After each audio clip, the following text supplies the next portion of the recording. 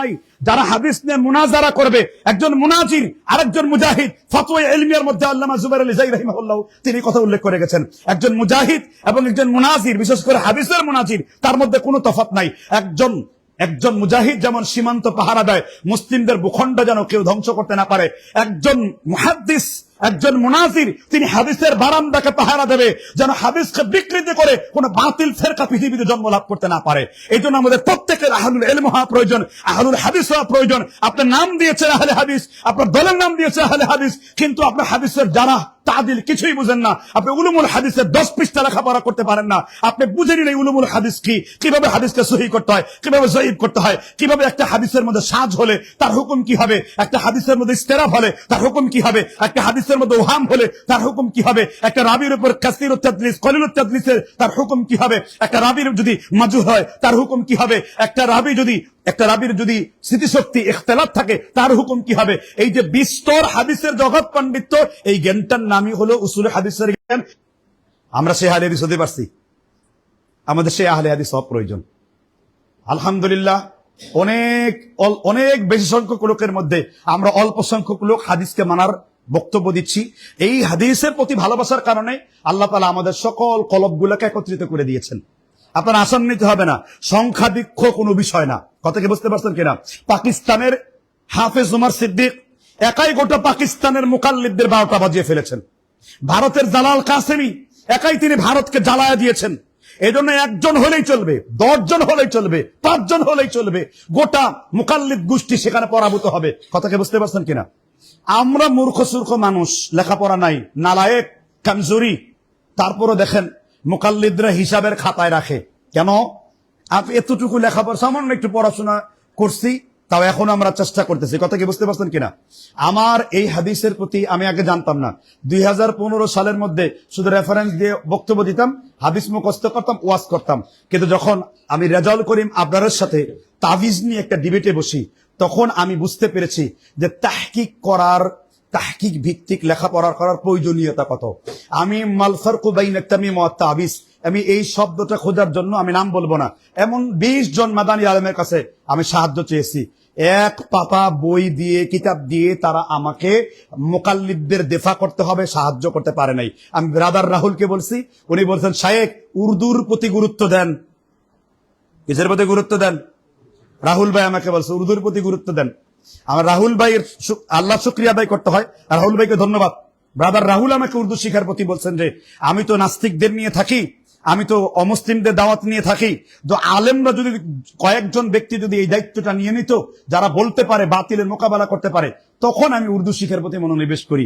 আলহামদুলিল্লাহ, তখন আমি দেখেছি এই উর্দু শিখতে যে, উর্দু বুঝতে যে, এখনো বোঝার চেষ্টা করতেছি যে আসলে ইলমের সমুদ্র ছিল পাকিস্তান, ভারতের আহলুল হাদিস আলেমরা। সুবহানাল্লাহ, তাদের বই লেখাপড়া না করলে ইলমের গভীরতা বোঝা যাবে না।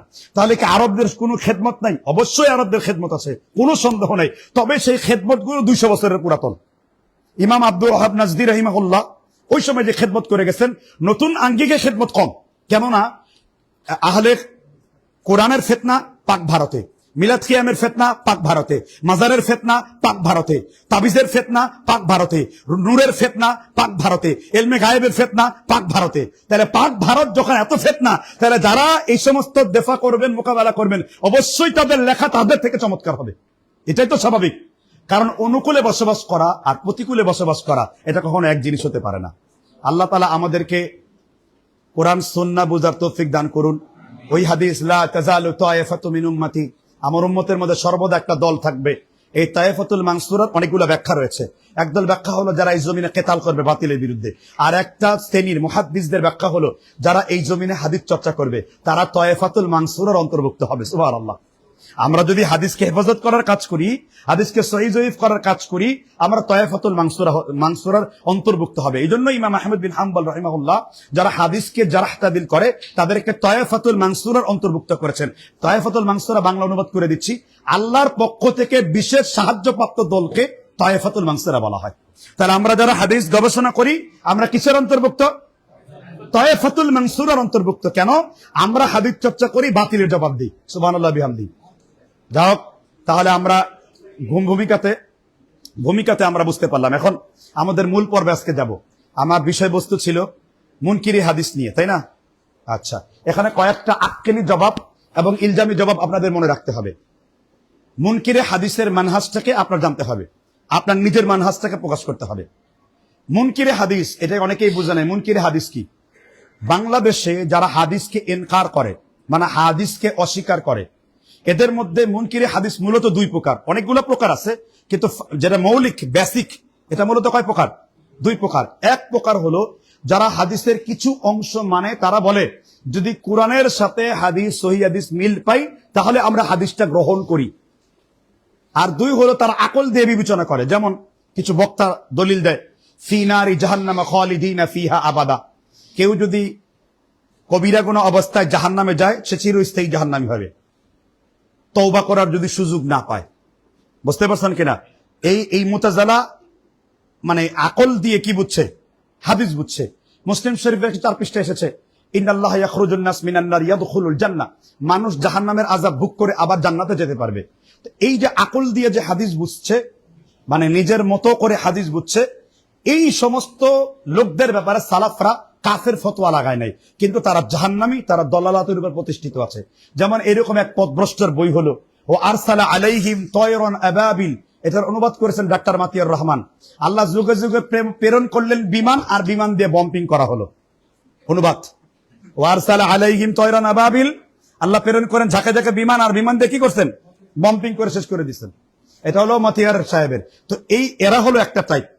আবার এদের মধ্যে যারা মানে যুক্তি খাটাবে, কিয়াস খাটাবে যে নামাজ হলো 3 ওয়াক্ত, তারা আবার কাফের, কারণ তারা নামাজের ফরজিয়তকে অস্বীকার করছে।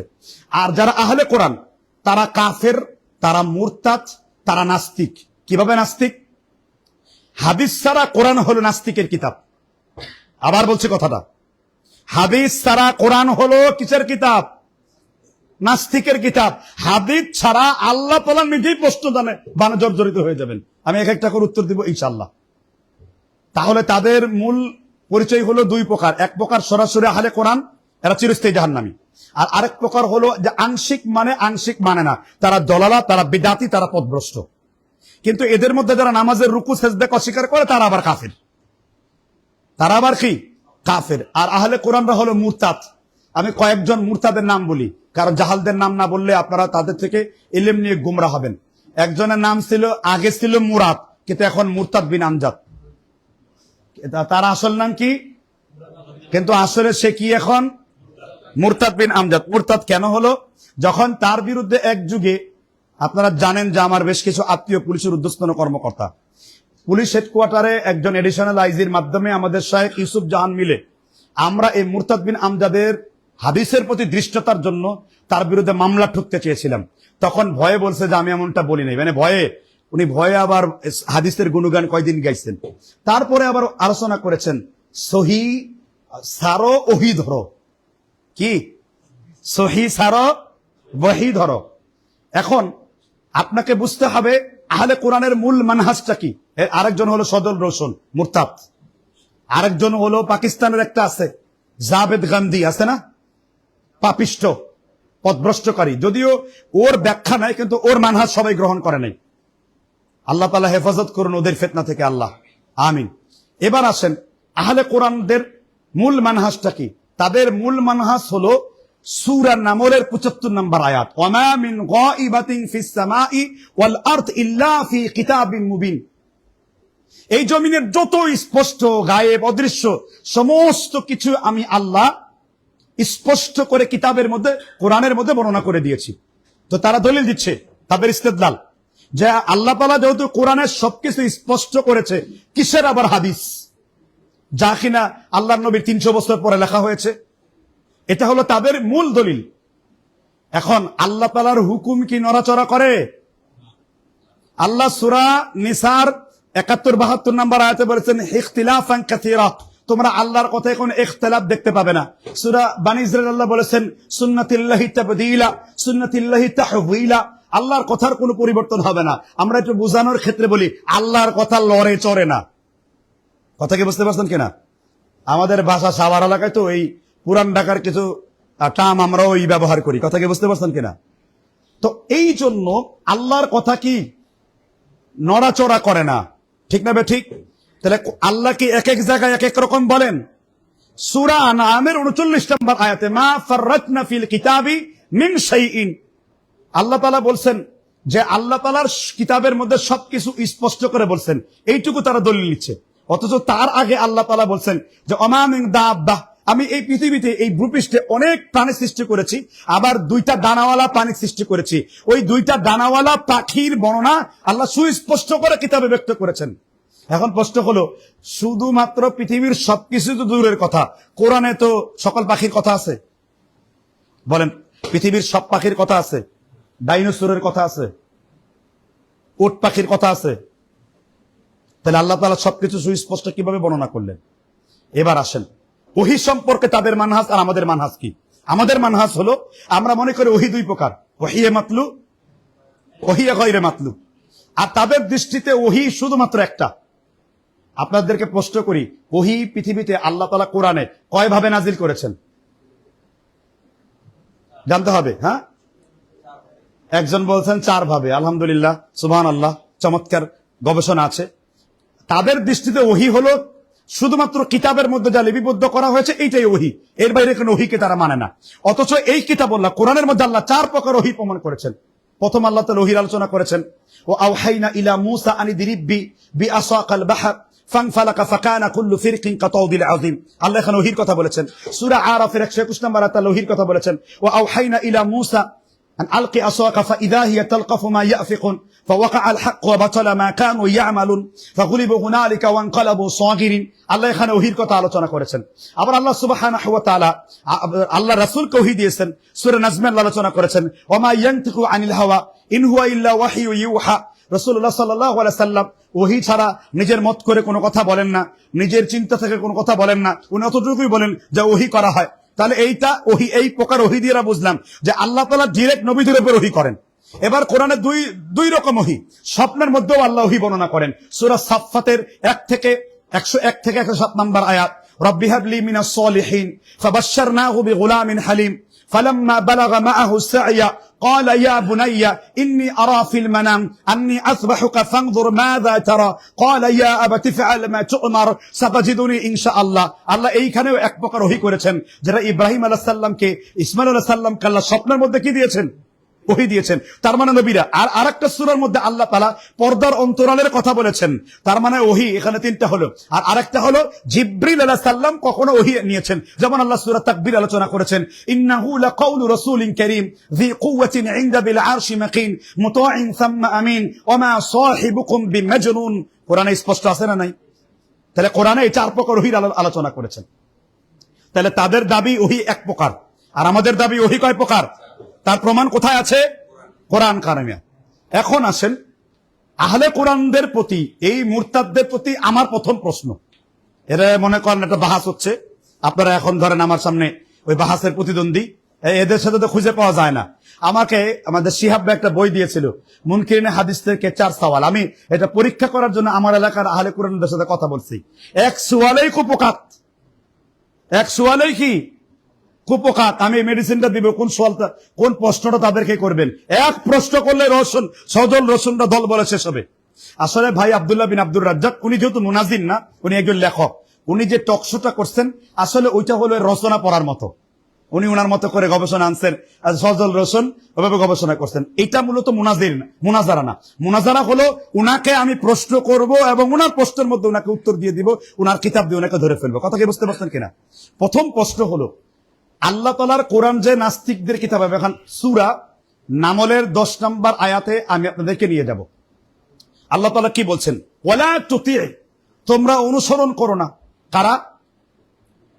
কুল্লা হাল্লাফিম মাহিন, যে ব্যক্তি ঘন ঘন কসম করে, হালাফ করে, তোমরা তাদেরকে অনুসরণ করো না। কে নির্দেশ করছেন? কে নির্দেশ করেছেন? সূরা নামলের কয় নম্বর আয়াত? 10 নম্বর আয়াত। তাই আল্লাহ তাআলার নিকটে কসম খাওয়া কি তাহলে নিষিদ্ধ? আল্লাহ বলছেন তোমরা কখনো কসম করবে না। কসম আল্লাহ তাআলা নিষেধ করছেন যে ওয়ালা তাত্তাবি, তোমরা তাদের অনুসরণ করবে না। কারা? হাল্লাফিন মাহিন, যারা কি করবে?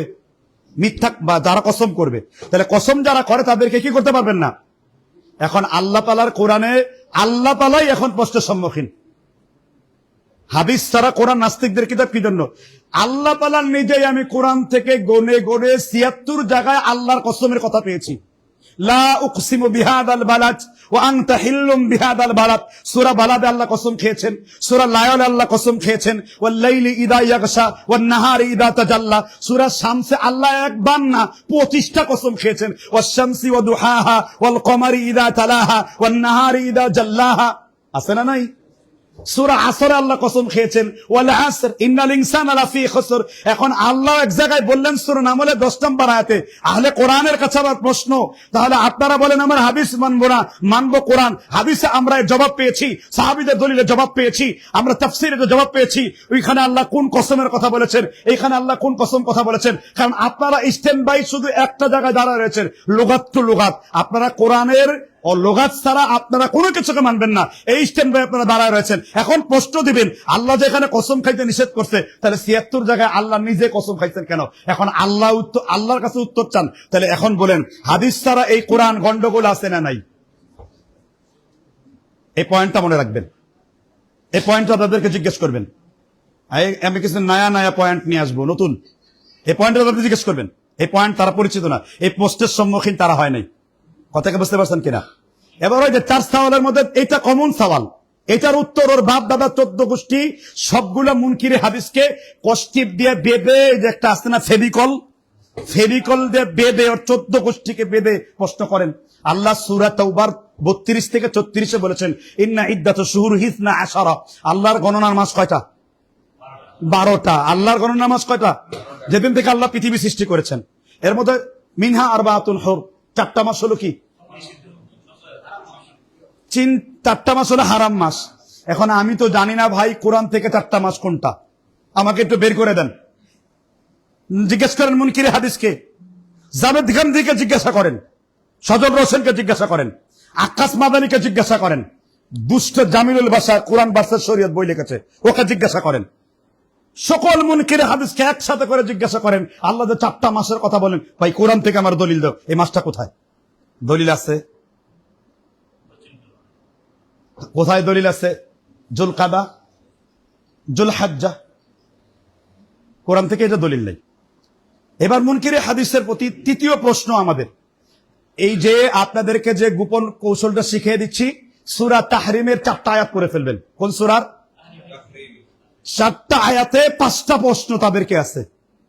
কয়টা আয়াত? 4টা প্রশ্ন তৈরি হয়েছে। কয়টা? আল্লাহর নবীকে আল্লাহ যেটা হালাল করেছেন, হে নবী আমি তোমাকে যেটা হালাল করেছি তুমি নিজের জন্য সেটা কেন হারাম করলে? প্রশ্ন হলো, আল্লাহ তাআলা কি হারাম করেছিলেন, নবী কি হালাল করেছিলেন যে নবী নিজের জন্য হালাল করলেন? প্রশ্ন বলেন, আল্লাহ তাআলা কি সেই জিনিস যা হালাল করেছেন এখন নবী তার নিজের জন্য হারাম করলেন, সেই জিনিসগুলো কি জানা আছে আপনাদের? তাহলে এটা তো হাদিস। হাদিস বলবেন কেন? কোরআন থেকে দলিল দেন আপনি। সেটা তো আমাদের কথা, এটা আমাদের মানহাজ, আমাদের মাসলাক। আমরা বুখারী থেকে দলিল দিব, আবু দাউদ দলিল দিব, নাসাঈ দলিল দিব, ইরওয়াউল গলিলে দলিল দিব, ইমাম শাওকানি রাহমাতুল্লাহ নাইলুল আওতারের মধ্যে এনেছেন দলিল দিব, ইমাম হাজমের মুহাল্লা থেকে দলিল দিব। আমরা সব জায়গায় যেতে পারি। আমরা তো গায়রে মুকাল্লিদ হলেও নয় বলতেন যে আমাদের হাত পা বাঁধা, আমরা বাহরুর রায়কের পরে যাব না, ফতোয়ায় স্বামী স্ত্রী বাইরে যাব না, আমরা আরো বিভিন্ন কিছু এর বাইরে আমরা যেতে পারবো না। আমরা তো গায়রে মুকাল্লিদ। আমরা হানাফিদের কিতাব পড়বো, বাহরুর রায়ক পড়বো, আমরা শিয়াদের কিতাবুল কাফি পড়বো, আমরা আবু হানিফার কিতাব পড়বো, বুঝতে পারছেন কিনা?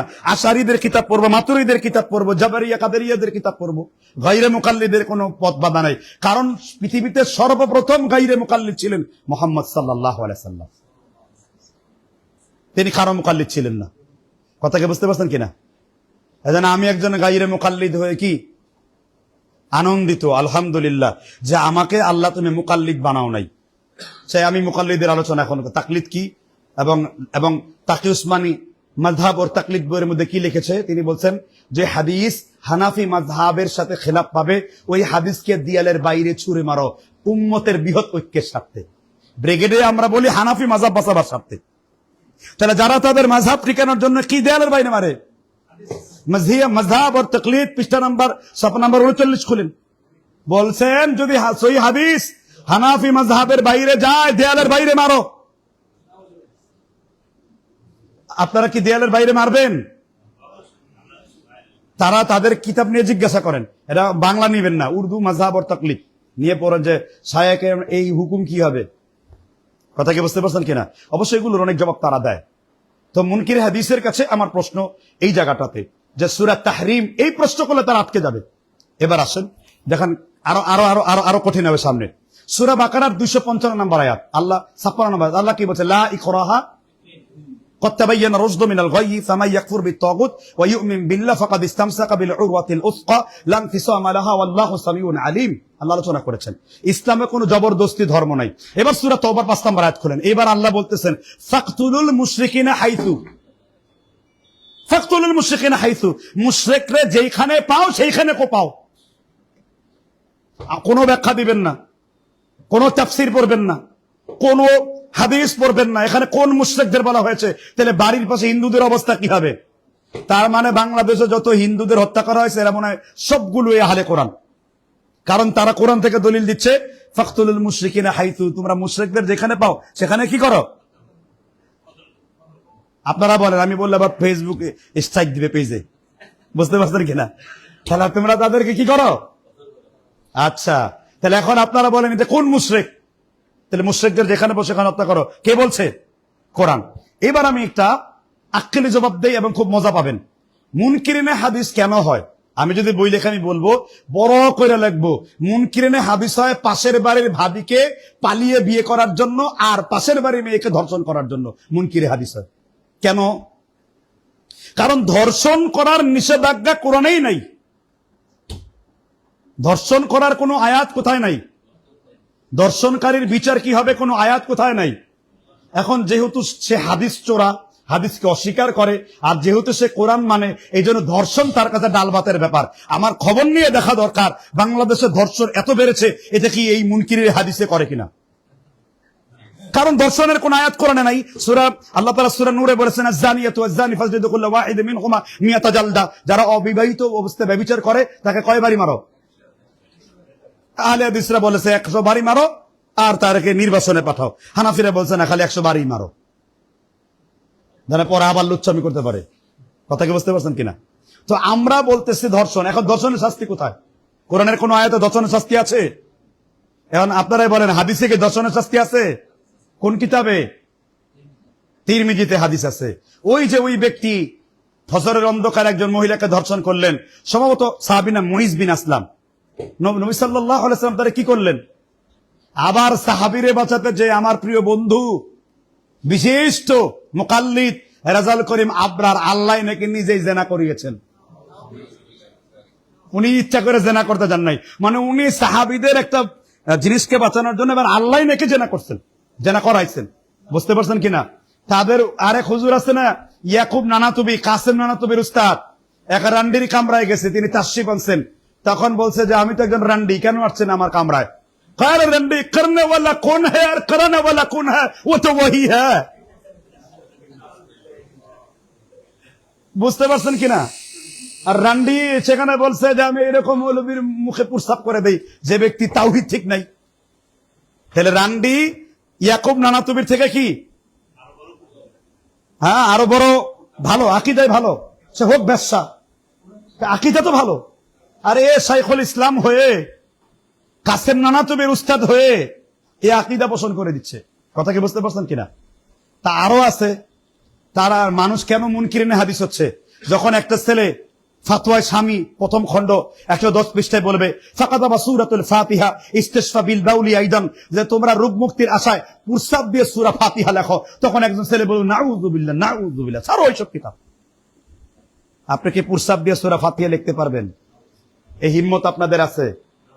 তাদের কিতাবে এই কথা লেখা আছে। এবার আপনি ধরেন যেগুলো কেন লিখছেন, ভাই এটা আমাদের রজে কওল না, মানে আমরা এই কথাটা এমনি লিখছি, আসলে এটা আমাদের কথা না।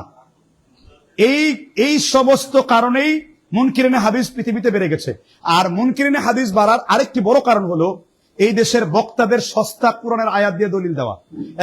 এক শ্রেণীর বক্তাদেরকে পাবেন কোরআনের শানে নুজুল জানে না, আম জানে না, খাস জানে না, কিন্তু সে আয়াত দিয়ে ধোঁকাবাজি করতেছে মানুষের সাথে। বুঝতে পারছেন কিনা? মুকাল্লিদরা কিছু কিছু মাসআলায় তারাও মুনকিরিনে হাদিস, যেমন ইদা কুরি আল কোরআন ফাস্তামিউ লাহু ওয়ানসিতু লাআল্লাকুম তুরহামুন। এই আয়াতের ব্যাখ্যায় মুকাল্লিদরা পুরোপুরি মুনকিরিনে হাদিস এই আয়াত দিয়ে নাকি সূরা ফাতিহা বন্ধ করে দেওয়া হয়েছে। তখন আমি বলছি মুকাল্লিদরে, কারণ আমি তো দেওবন্দি পাড়াতেও কিন্তু অনেক মাহফিলে যায়, আপনারা জানেন কিনা, সাহস বেশি এই জন্য আর কি। তো মুকাল্লিদরে বলছে যে তাহলে তো আপনাদের মাছ খাওয়া হারাম হয়ে যাবে। এই আয়াত দিয়ে যদি সূরা ফাতিহা বন্ধ হয় তাহলে মাছ খাওয়া কি কেন? আল্লাহ তাআলা বলছেন কি তোমাদের জন্য হারামাল খামর, আয়াত আছে না? হ্যাঁ, মায়েদের মধ্যে আলোচনা করা হয়েছে, শুকরের আলোচনা করা হয়েছে, এবং মৃত খাওয়া কি করা হয়েছে, এবং দামের কথা, রক্তের কথা আসছে এখানে। তাহলে এখন আল্লাহ আমা উহিল্লা বিগাইরিল্লাহ বি আছে না? তো এখন মৃত যদি হারাম হয় তাহলে মাছ কি? মাছ কি বাজার থেকে কি ইলিশ মাছ জীবিত না মৃত? সূর্যের আলো পাইলেই তো শেষ। তাহলে মরা ইলিশ খান কোন দলিলের ভিত্তিতে? মরা ইলিশ যেই দলিলে খান ওই দলিলেই সূরা ফাতিহা পড়ি। আমি বললাম ভাই, এই যে ওয়াইদা কুরি আল কোরআন যে দলিল দিচ্ছেন ইমামের পিছনে সূরা ফাতিহা পড়ার, আমি লালবাগ মাদ্রাসার এক মুহাদ্দিস আছেন ময়মনসিংহ বাড়ি, আমাদের একটা বই আছে ইমাম জুবাইর আলী জাই রাহিমাহুল্লাহ। বলেন তো ইমামের পিছনে সূরা ফাতিহা পড়ার বইটার নাম কি? তাওজিহুল একটা বই আছে নাকি? আচ্ছা, তাওজিহুল কালাম আর জুবাইর আলী জাইর একটা বই আছে, হ্যাঁ অনেক বড় না বইটা? এই বইটা একজন মুকাল্লিদকে দেওয়ার পরে তিনি এখন সূরা ফাতিহা পড়েন, আলহামদুলিল্লাহ তিনি এখন সূরা ফাতিহা কি পড়েন। এজন্য আমাদের অনেক মাসআলা ঠেকানোর জন্য তারা সরাসরি মুনকিরিনে হাদিসের মতো হয়েছে। আর মুনকিরিনে হাদিস কাদের থেকে বেশি বের হয়? মুনকিরিনে হাদিস সব থেকে বেশি বের হয় যারা আসলে তাফহিমুল কোরআনের পাঠক। কোন কোরআনের পাঠক? কোন কোরআনের পাঠক? তাফহিমুল কোরআনের পাঠকের নাম কি? জোরে বলেন। সাইয়্যিদ আবুল আলা মওদুদী উপমহাদেশে মুনকিরে হাদিসের প্রচার প্রসারের অন্যতম একজন পথিকৃৎ, পথ প্রদর্শক, রাহবার। তিনার লেখনীতেই মুনকিরিনে হাদিস বেরিয়ে গেছে। বুঝতে পারছেন কিনা? এই কারণে আমাদের এই আধুনিক ফিতনা থেকে, এবং এখন আসেন আপনাদের শেষ নবীকে কোরআন থেকে দলিল দেন। মা কানা মুহাম্মাদুন আবা আহাদিম মির রিজালিকুম ওয়ালাকিন রাসূলুল্লাহ। আল্লাহর কথা তো লড়ে চড়ে না।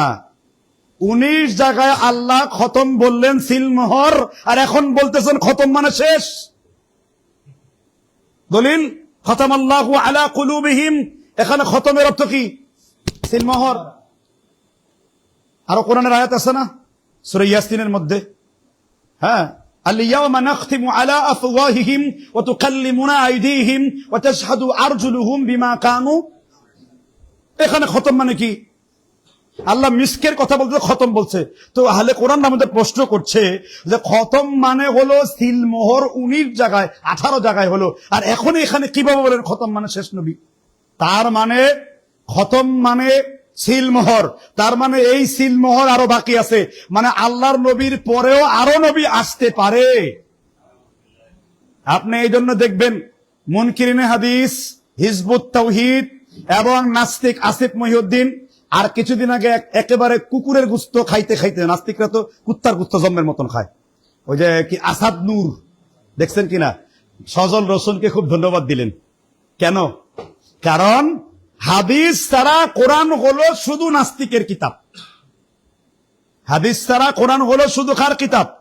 নাস্তিকের কিতাব। তাহলে এবার আপনি বলেন এই মুনকিরে হাদিসের ফিতনা আমাদের দেশে বেড়েছে না কমেছে? এরপরে সূরা তাহরিমের ওই আয়াতে দ্বিতীয় একটা জবাব, ওইখানে আল্লাহ তাআলা 2 জন বিবির কথা বলেছেন এবং একজন বিবিকে গোপন কথার উল্লেখ করেছেন। প্রশ্ন হলো ওই গোপন কথাটা কি আমরা জানতে চাই। কোরআনে আছে এই গোপন কথা? ওই গোপন কথাটা কি ছিল?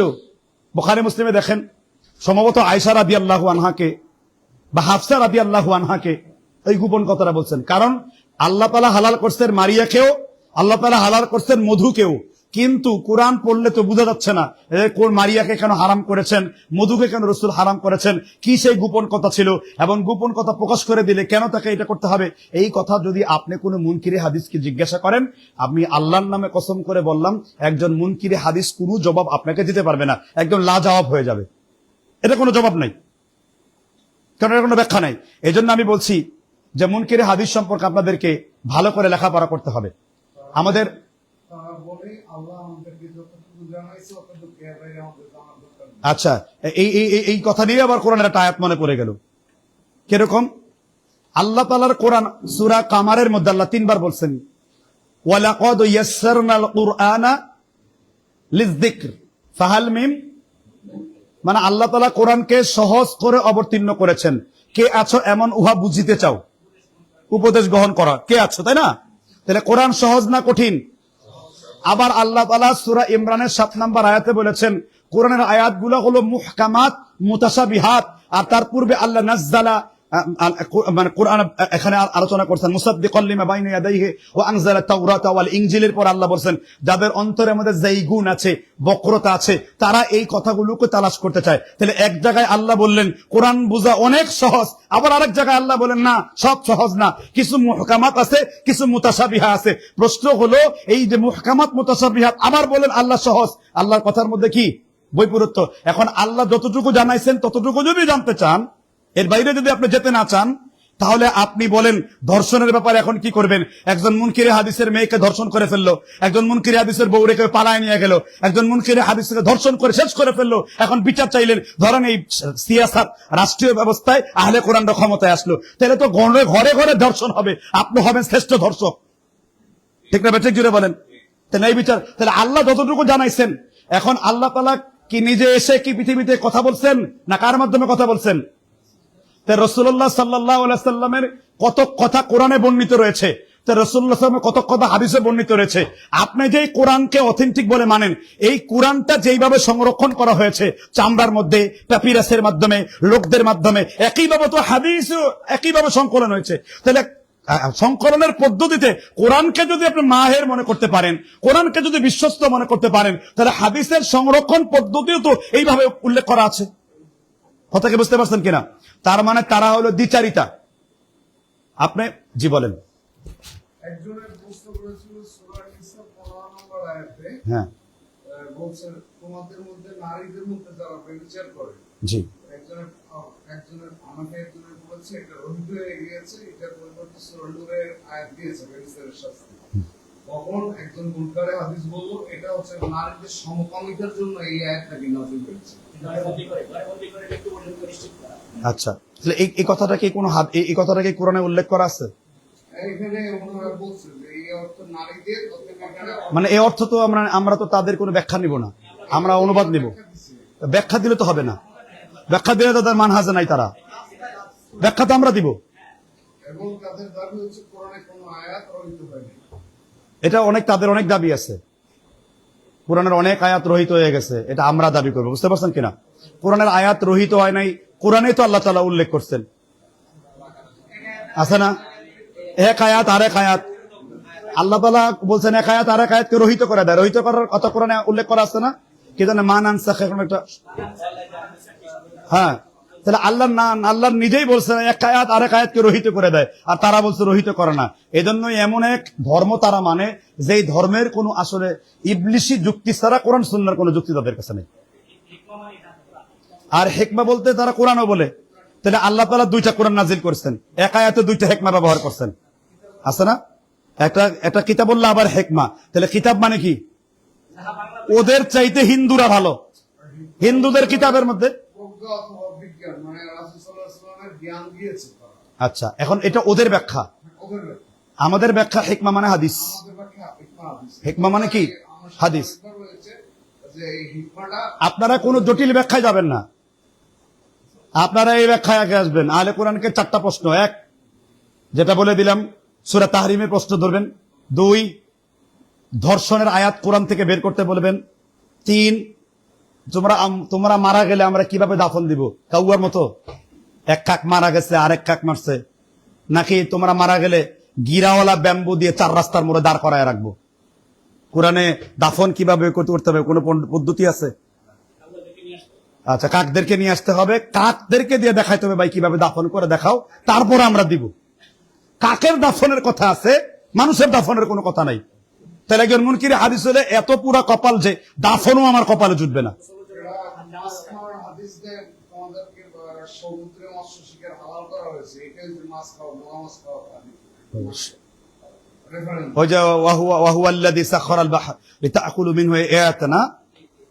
আচ্ছা, পুকুর, হ্যাঁ হ্যাঁ, পুকুর আর নদী বাদে।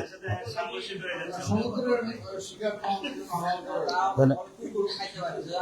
না না, কোয়া না, আবু সাইদ খান তো যে আব্বাসীর বাসায় কুত্তার গোস্ত খাইছে, আমাকে আবার মেসেজ দিছে, কয় আপনার সাথে দেখা করতে চাই। আমি কই, আবু সাইদ খান ভাই, আপনি তো কুত্তার গোস্ত খান, আপনার জন্য কি কোরিয়ান কুত্তা দাওয়াত দেবো নাকি যেটা রান্না করে? আপনার লজ্জা শরমান নাই। আল্লাহ তাআলা হেদায়েত দান করুক।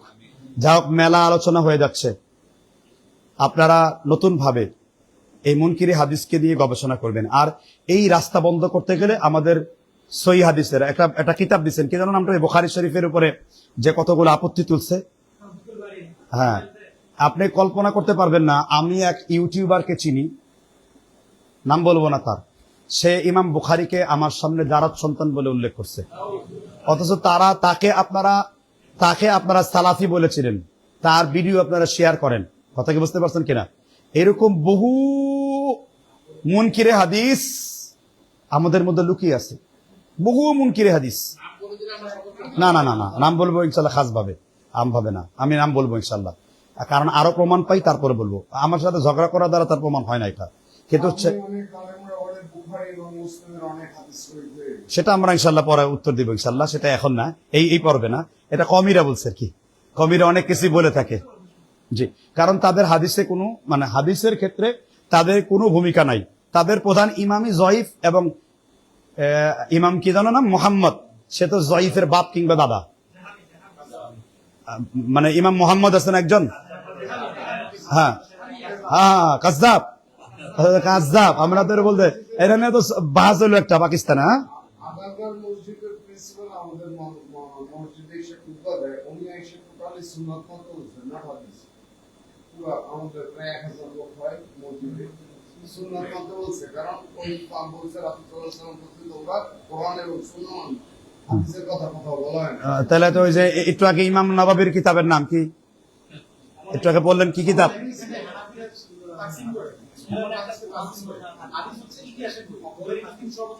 ইতিহাস। ওরা তো সুন্নাহ মানে না, দাঁড়ায় প্রস্তাব করাটা হলো হাদিস, আর বসে প্রস্তাব করে সুন্নাহ।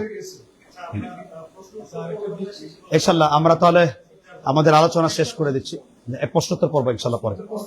তো যাই হোক, আমরা আমাদের মুলাক্কাসের দিকে যাচ্ছি।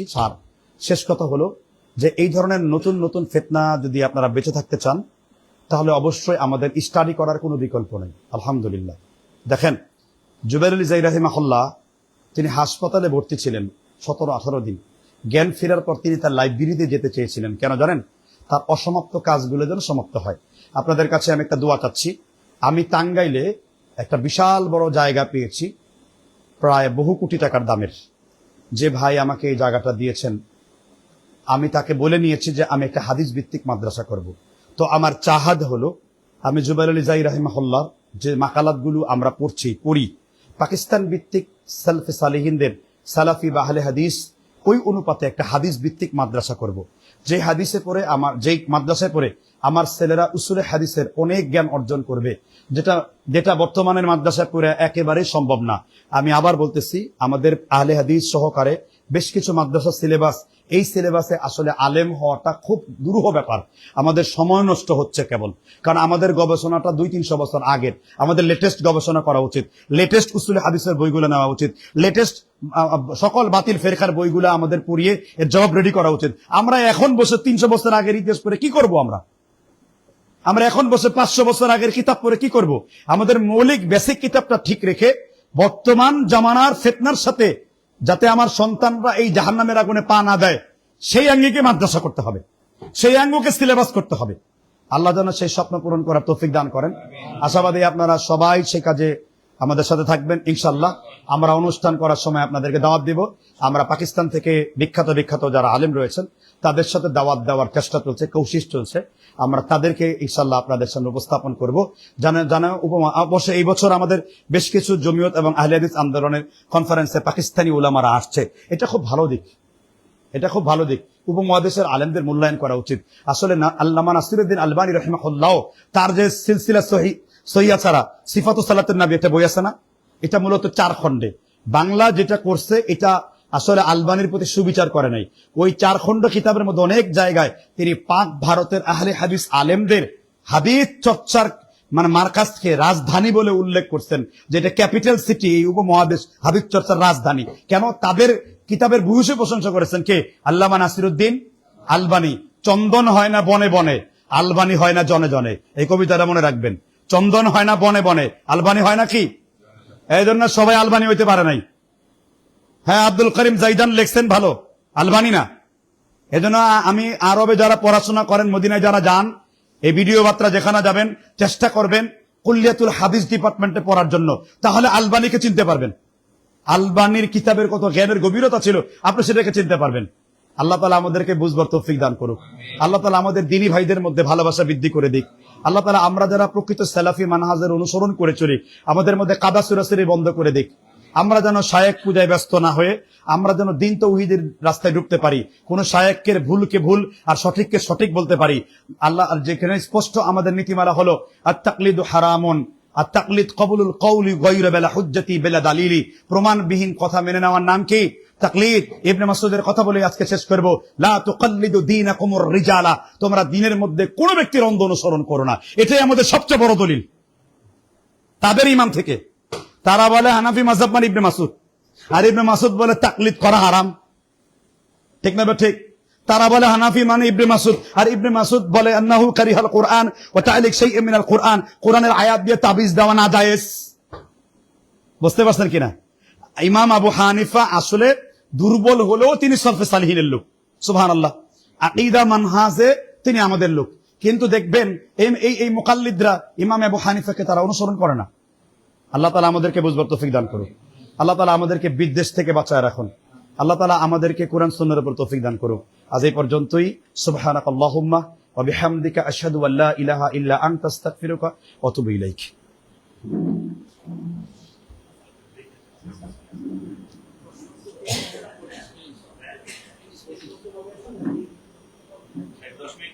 হ্যাঁ, দেখেন।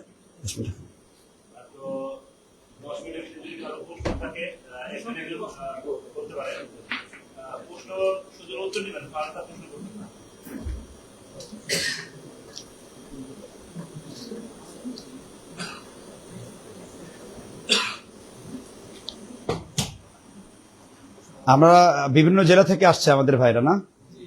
আমাদের ফারহান ভাই আসছেন, আলহামদুলিল্লাহ, খুলনা যশোরের মানুষ। এক ভাই জিনাইদা থেকে আসছে, অনেক অনেক দূর থেকে আসছে, আলহামদুলিল্লাহ।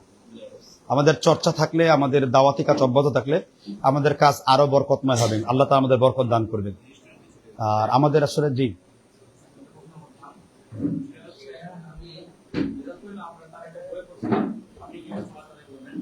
সেই বইটাতে একটা ইয়া পড়ছিলাম, ভূমিকারের দিকে একটা যিনি কথা লিখছিলেন যে কুফায় অনেক সাহাবীরা গেছিলেন, প্রায় 1700 মধ্যে সাহাবীরা বলে গেছিলেন।